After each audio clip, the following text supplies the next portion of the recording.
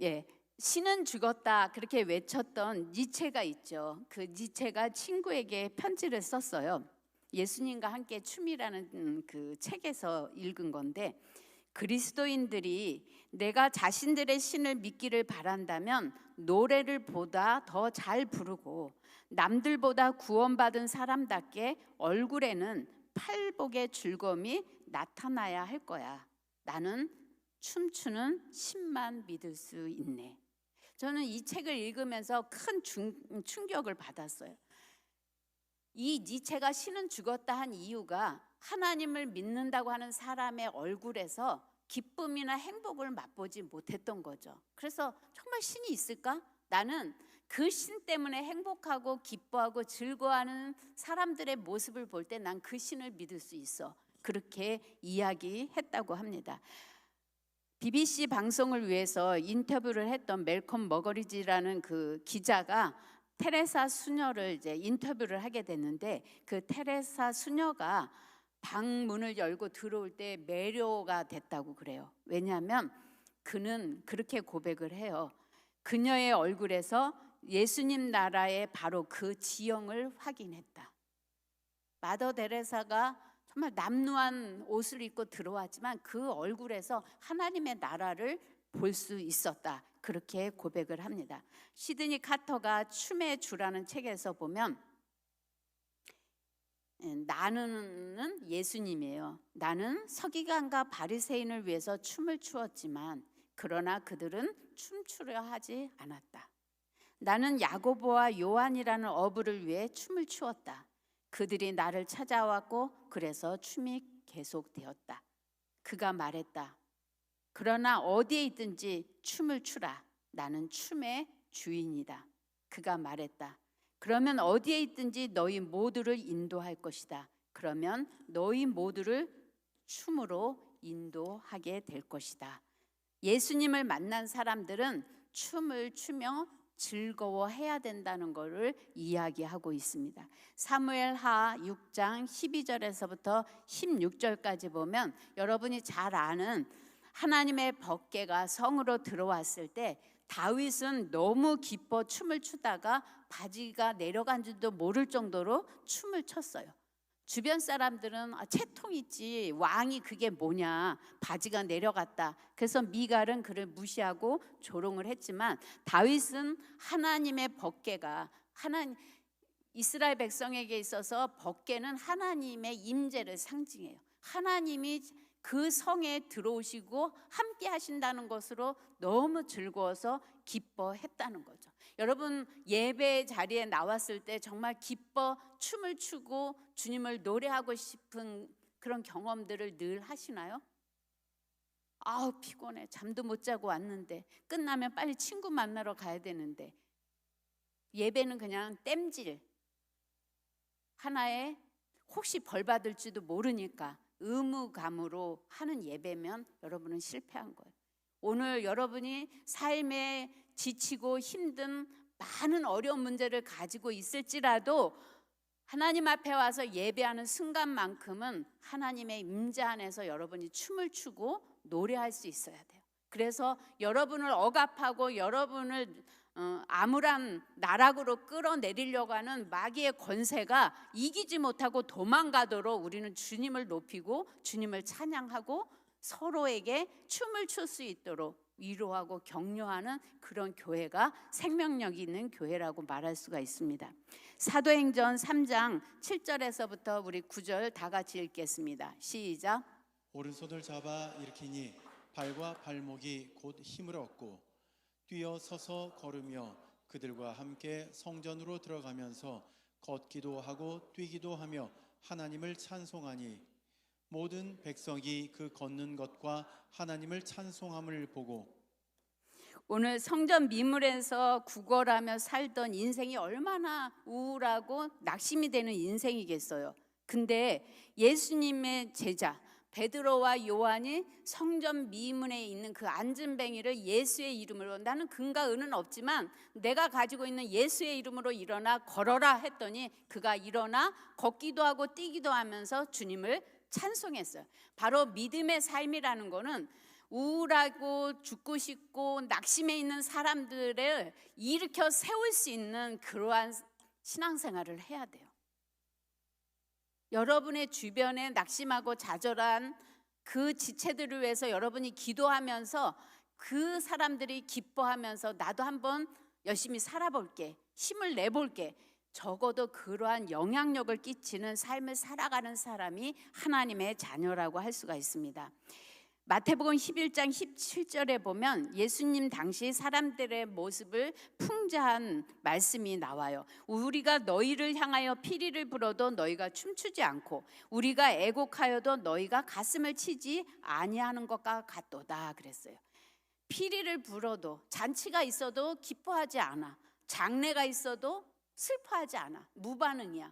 그러한 삶의 모습을 예수님이 풍자를 했는데 오늘 우리가 살아가는 세상도 그런 것 같아요. 옆에서 누가 죽었다고 해도 나와는 상관없고, 누가 좋은 일이 생겼다고 해도 뭐 내 일 아닌데, 그래서 별로 기뻐하지도 않고 그냥 동굴 속에서 하루하루를 그냥 버티고 견디면서 살아가는 것이 오늘 우리들의 모습이 아닌가 반성하게 됩니다. 오늘 본문 말씀 누가복음 15장은 여러분이 잘 아는 탕자의 비유의 이야기입니다.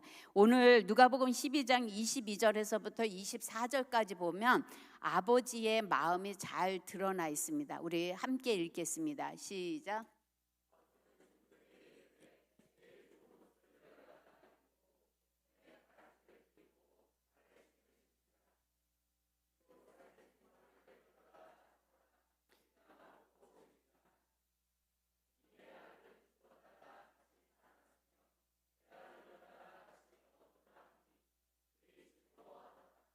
네, 오늘 둘째 아들 탕자는 어떤 아들이에요? 아버지가 죽지도 않았는데 유산 달라고 쫄라서 유산 가지고 가서 홀랑 다 말아먹고 거짓 신세가 돼서 왔어요. 정말 그 아들을 볼 때 기뻐할 수 없는 그런 아들의 모습이잖아요. 근데 오늘 아버지는 묻지도 따지도 않고 끌어안으시고 좋은 옷을 내어다 입히고 손에 가락지를 끼우고 신발을 신기고 또 살찐 송아지를 잡아서 죽었다가 다시 살아온 것처럼 기쁜 내 아들이 돌아왔다. 그래서 잔치를 배설하고 즐거워하더라. 그렇게 기록되어 있습니다. 그런데 누가복음 15장 25절에서부터 30절까지 보면 그의 형이 이 잔치를 배설한 모습을 보고 보이는 반응이 나와 있습니다. 우리 잘 들어보시겠습니다.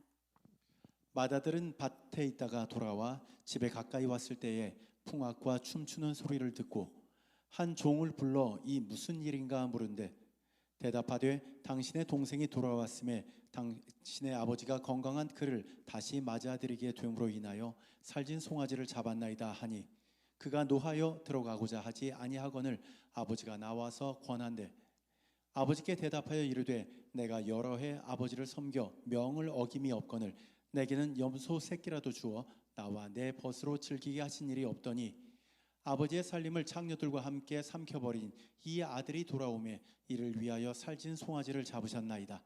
네, 오늘 맏아들은 죽은 거와 같이 소식도 없던 자기 동생이 살아 돌아왔는데 그 돌아온 동생을 환영하고 함께 기뻐하면서 잔치를 참여하지 못하고 오히려 춤추는 소리를 듣고 음악이 울려 퍼지는 소리를 듣고 분노했어요. 동생이 돌아온 그 잔치 자리에 함께 즐거워하고 춤을 추지 못하는 형의 모습을 봅니다. 오늘 많은 관계가 이런 모습입니다. 나에게 이득이 되느냐 안 되느냐, 내가 우선이냐 아니냐, 내가 인정받냐 안 받냐, 이러한 것들로 인해서 진짜 축하하고 기뻐해야 될 그 자리에서 기뻐하지 못하고 오히려 비난하고 분노하고 낙심하고 좌절한다면 우리는 우리에게 소중한 오늘이라는 날을 분노하고 원망하면서 오늘을 잃어버릴 수가 있고 자기 자신도 행복을 느끼지 못하고 병들 수밖에 없는 그런 삶이 된다는 거죠. 누가복음 10장 38절에서부터 42절까지 보면 마르다와 마리아의 이야기가 나와요. 예수님이, 그 능력 많은 예수님이 오늘 자신의 집에 온다는 거예요. 얼마나 기쁘겠어요. 그래서 열심히 청소도 하고 음식도 마련하고 예수님을 맞이했는데, 마리아는 예수님의 발밑에서 예수님과의 관계를 누리면서 거기서 즐거워하고 기뻐하고 있는데, 마르다는 잘 대접하기 위해서 음식을 준비하느라 너무 분주해져서 오늘 예수님과 마리아가 즐거워하고 교제하는 그 모습을 보고 화가 났어요. 분노하게 됐어요. 그래서 오히려 예수님을 기쁘게 맞이해야 될 그 자리에 예수님한테 불만을 토로합니다. 아니, 제 동생하고 이렇게 노닥거리고 계시면 됩니까? 지금 반찬도 해야 되고 음식도 차리는데 동생 보고 가서 좀 도와주라고 좀 하셔야 맞는 거 아닙니까? 그래서 동생에게 화났던 그 화가 예수님께도 향하게 된 거죠. 결국 마르다는 진짜 기뻐하고 즐거워해야 될 예수님의 방문에 즐거워하기보다는 분노하고 비난하는 그러한 삶으로 시간을 낭비한 것을 볼 수가 있습니다. 오늘 우리가 신앙생활 할 때 바로 탕자의 비유에 나오는 마다들 같이, 또 오늘 예수님을 맞이하는 마르다와 같이 우리는 본질에 집중하지 못하고 비본질적인 것에 집중해서 분주해지는 마음으로 우리가 누려야 될 기쁨, 행복을 누리지 못하는 것이 오늘 우리들의 모습입니다. 여러분의 신앙생활이 춤추는 삶이길 원한다면 분주함을 내려놓고 주님께 집중해야 됩니다. 오늘 담임 목사님이 주님을 바라보라 그랬어요. 죽음을 맞이하는 우리들은 주님을 바라볼 때 주님이 주시는 기쁨, 행복, 감동으로 이 세상을 잘 살아갈 수 있다고 말씀하신 것처럼 오늘 우리는 마리아와 같이 주님과의 관계를 소중하게 여기고 그분에게 집중할 때 그분이 주시는 행복, 그분이 주시는 기쁨으로 오늘 나에게 주어진 사람들을 행복하게 기쁘게 하는 그러한 삶을 살아갈 수가 있습니다. 여러분이 주님께 집중하지 못하면 어떤 삶이 되느냐? 먹고 사는 문제에 집중할 수밖에 없어요. 그래서 염려와 근심이 여러분을 집어삼키게 됩니다. 이것은 우리가 춤추고 즐거워하는 삶으로 변화되는 것은 훈련으로 되어지는 게 아니에요. 아무리 작심하고 내가 결심한다고 해도 힘들어요. 어떻게 가능하냐? 주님과 친밀하게 사랑에 빠질 때 이 세상에서의 먹고 마시는 문제가 더 이상 여러분을 침몰시키지 않게 됩니다. 오늘 우리가 믿는 하나님은 어떤 하나님이에요? 그 하나님을 신뢰한다면 여러분의 삶의 크고 작은 문제 속에서 자유로워질 수가 있습니다. 이사야 49장 15절에서부터 16절까지 보면 여인이 어찌 그 젖먹는 자식을 잊겠으며 자기 태에서 난 아들을 궁일이 여기지 않겠느냐. 그들은 혹시 잊을지라도 나는 너를 잊지 아니할 것이라. 내가 너를 내 손바닥에 새겼고 너의 성벽이 항상 내 앞에 있나니. 우리는 어떤 존재예요? 하나님의 손바닥에 새기고 우리를 돌보시고 우리를 지키시는 하나님이 나와 함께 한다는 거예요. 그래서 마태복음 11장 28절에서 30절까지 보면 수고하고 무거운 짐진 자들아 다 내게로 오라. 내가 너희를 쉬게 하리라. 나는 마음이 온유하고 겸손하니 나의 멍에를 메고 내게 배우라. 그리하면 너희 마음이 쉼을 얻으리니 이는 내 멍에는 쉽고 내 짐은 가벼움이라 하시니라. 우리가 주님의 품 안으로 들어갔을 때 이 세상에서 힘들고 어려운 먹고 마시는 그 삶의 문제가 더 이상 나의 멍에가 되지 않고 나의 짐이 되지 않고 참된 쉼을 얻는 비결을 하나님 안에서 배울 수 있다는 거예요. 그래서 시편 기자 시편 23편에서 여호와는 나의 목자시니 내게 부족함이 없도다. 그가 나를 푸른 풀밭에 누이시며 쉴만한 물가로 인도하시는도다. 내 영혼을 소생시키시고 자기 이름을 위하여 의의 길로 인도하시는도다. 내가 사망의 음침한 골짜기로 다닐지라도 해를 두려워하지 않을 것은 주께서 나와 함께 하심이라. 주의 지팡이와 막대기가 나를 안위하시나이다. 주께서 내 원수의 목전에서 내게 상을 차려주시고 기름을 내 머리에 부으셨으니 내 잔이 넘치나이다. 내 평생의 선하심과 인자하심이 반드시 나를 따르리니 내가 여호와의 집에 영원히 살리로다. 여러분의 고백이 되셨으면 좋겠어요. 오늘 이 시편 기자가 정말 삶이 풍요롭고 넉넉하고 아무 문제가 없어서 이런 고백을 한 게 아니에요. 정말 피 터지게 힘든 인생을 살아가는 삶이지만 하나님 안에 거하니까 이러한 고백을 할 수 있었던 것처럼 우리도 살아가야 될 세상이 버겁고 힘든 거 누구나 다 느끼고 살아갑니다. 예수 믿는다고 없어지지 않아요. 그러나 그것을 버티고 견디고 이기면서 승리의 노래를 부를 수 있도록 하는 힘이 바로 우리가 하나님 안에 거할 때 하나님은 그 힘을 우리에게 허락해 주십니다. 성경에 보면 병든 사람이 고침을 받았을 때 그 병든 사람이 참된 자유를 느끼고 주님을 찬양하고 찬미하는 그러한 장면이 나오는가 하면 반대에 항상 바리새인, 사두개인, 이스라엘의 지도자라고 하는 사람은 어떻게 안식일에 병을 고치느냐, 어떻게 가늠한 여인을 살려주느냐, 계속해서 그들이 자유함을 얻은 거에 대해서 축하하고 격려하고 함께 노래 부르기보다는 율법적인 잣대를 가지고 오히려 그들을 올가매고 죽음에 이르게 하는 그러한 모습을 보게 됩니다. 여러분은 인생을 살아가면서 신앙생활을 하면서 어떤 편에 서시겠습니까? 오늘 예수님의 제자와 같이 억눌리고 고통당하는 사람들에게 예수의 이름으로 자유를 선포하고 그들을 치료하면서 그들이 춤을 추고 노래를 부르게 하는 인생으로 안내하는 삶을 살 건지, 쟤는 왜 저래? 교회 다닌다는 사람이 왜 저래? 장로가 왜 저래? 목자가 왜 저래? 항상 여러분의 잣대로 비난하고 함부로 평가해서 그 사람을 죽음에 이르게 하는 삶을 살 건지, 그것은 여러분이 선택하는 것에 달려 있습니다. 오늘 마가복음 14장 3절에서부터 9절까지 보면 옥합을 깨트리는 여인이 나와요.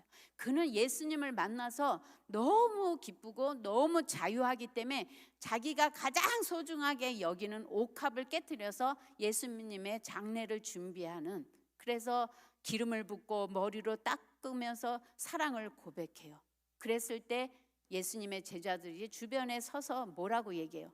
아니, 그거 비싼 거를 그렇게 낭비하고 허비하느냐, 그거 팔아서 불쌍한 사람이나 도와주지, 그렇게 비난하는 모습을 봅니다. 그들은 진짜로 자기 주변에서 힘들어하고 죽어가는 사람을 외면했던 자들이 오히려 그 잣대를 가지고 옥합을 깨뜨린 여인을 정죄하는 것을 볼 수가 있습니다. 오늘 여러분은 마르다가 성실하지 않은 게 아니에요.